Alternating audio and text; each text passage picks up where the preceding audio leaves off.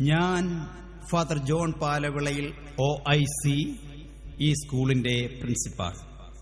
ഇപ്പോൾ അവതരിപ്പിക്കുന്ന കലാസൃഷ്ടിയെക്കുറിച്ച് ഒരാമുഖം അനിവാര്യമാണ്.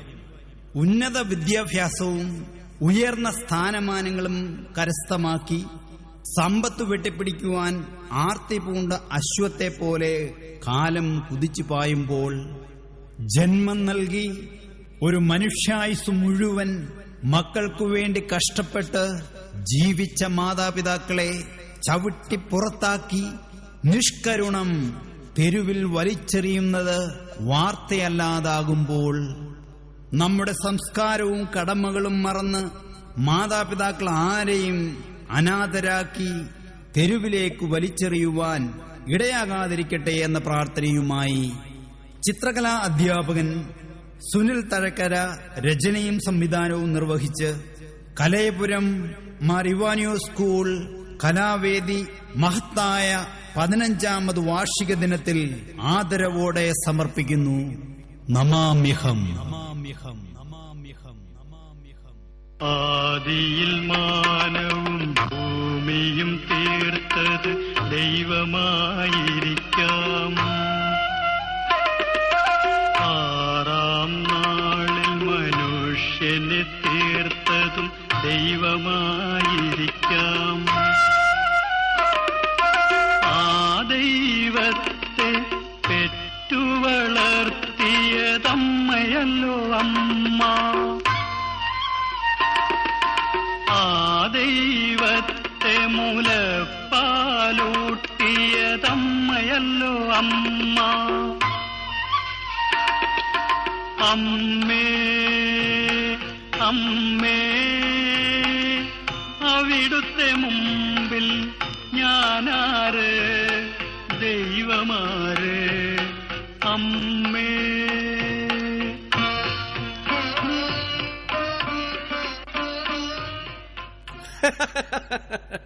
മോനെ, കുഞ്ഞേ, ഓടാതെ കുഞ്ഞേ, മോനിങ്ങോട്ട് മാറി നിൽക്ക. ദേഹത്തൊന്നും പിടിക്കാതെ കുഞ്ഞേ. എടാ മോനെ, അവിടെ നിന്ന് കളി. ഇങ്ങോട്ട് മാറി. എനിക്ക് കളിച്ചു.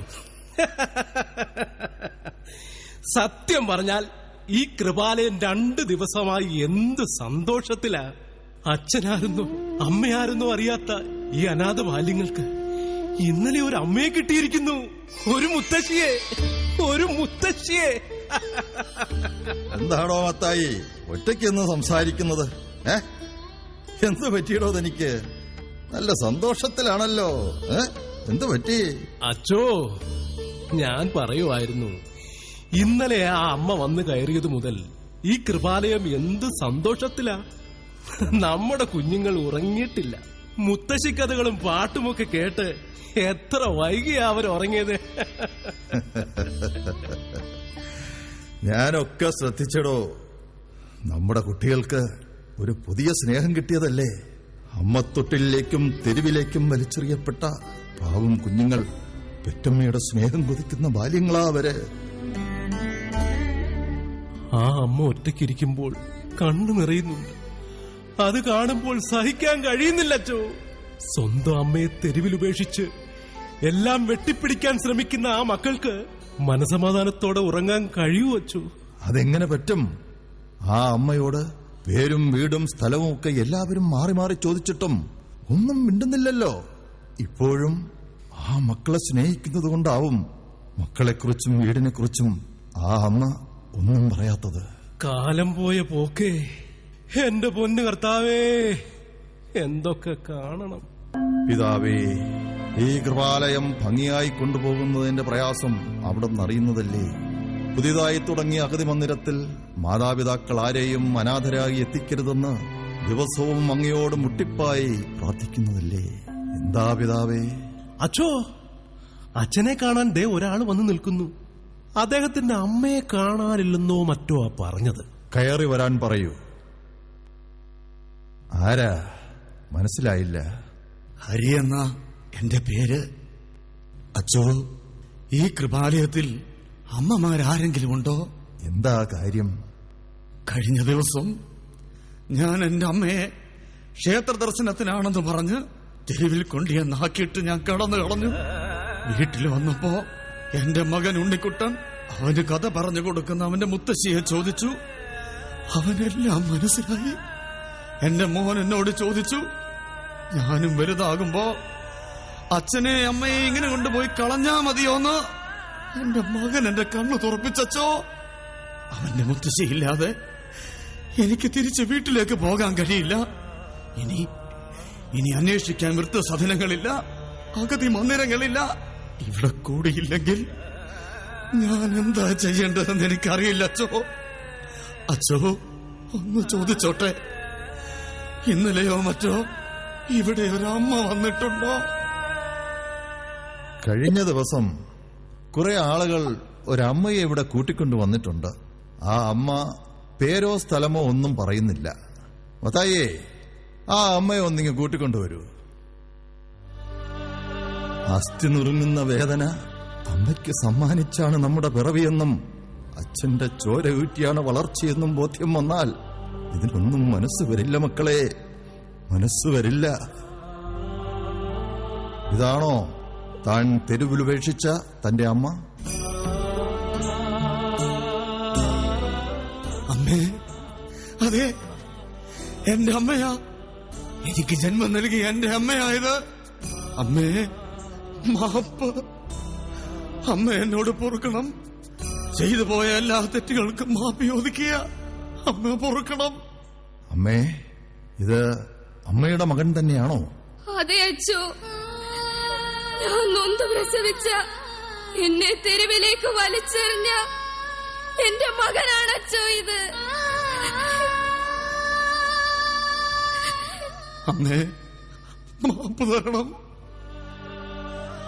അമ്മ എന്നെ പിച്ച വെച്ച് നടത്തിയതും എന്നെ കുളിപ്പിച്ചതും സ്കൂളിൽ പോകാൻ ചോറ് പൊതിഞ്ഞ് കെട്ടിത്തന്നതും അച്ഛനില്ലാത്ത എന്റെ ഇഷ്ടത്തിനനുസരിച്ച് പഠിപ്പിച്ചതും ഒക്കെ ഞാൻ ഓർക്കുകയാ. ഈ മഹാഭാവിക്ക് മാപ്പ് തരണേ അമ്മേ. എല്ലാം പുറത്ത് അമ്മ എന്റെ കൂടെ വരണം. അമ്മ എന്റെ കൂടെ വരണം. അമ്മ എന്റെ കൂടെ വരണം. അമ്മേ, ഞങ്ങളെ ഇട്ടേച്ച് പോവാണോ? ആദ്യമായിട്ടാ അമ്മയുടെ സ്നേഹം അറിയുന്നത്. അമ്മയുടെ സ്നേഹം അറിഞ്ഞ് കൊതി തീർന്നില്ല അമ്മേ. അമ്മേ, അമ്മ പോവണ്ട. അമ്മേ, അമ്മ പോവണ്ട.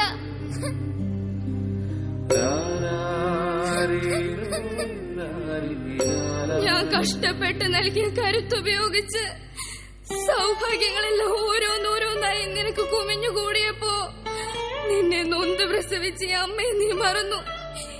എന്റെ പൊന്നുമോന്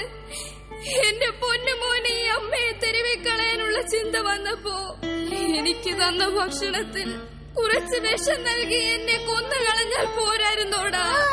എന്നെ അങ്ങ് കൊന്നുകളഞ്ഞാൽ പോരായിരുന്നോ മക്കളെ? അമ്മേ, ഏതൊരമ്മ ആഗ്രഹിക്കും പോലെ ഈ അമ്മയ്ക്ക് ഒരു വലിയ ആഗ്രഹമുണ്ടായിരുന്നു. നിന്റെ അച്ഛനെ അടക്കിയ സ്ഥലത്ത് തന്നെ എന്നെ അടക്കണമെന്നുള്ള ആഗ്രഹം. അതൊക്കെ മാറ്റിവെച്ച നിനക്ക് ടൗണിലേക്ക് മാറണമെന്ന് പറഞ്ഞപ്പോ ആ വീടും പറമ്പും വിറ്റത്. ഇനി ഈ അമ്മയ്ക്ക് ഒരാഗ്രഹവും ഇല്ല. മക്കളുടെ സുഖത്തിനായി മാതാപിതാക്കൾക്ക് മരണം വരെ പ്രാർത്ഥിക്കുവാനേ കഴിയൂ.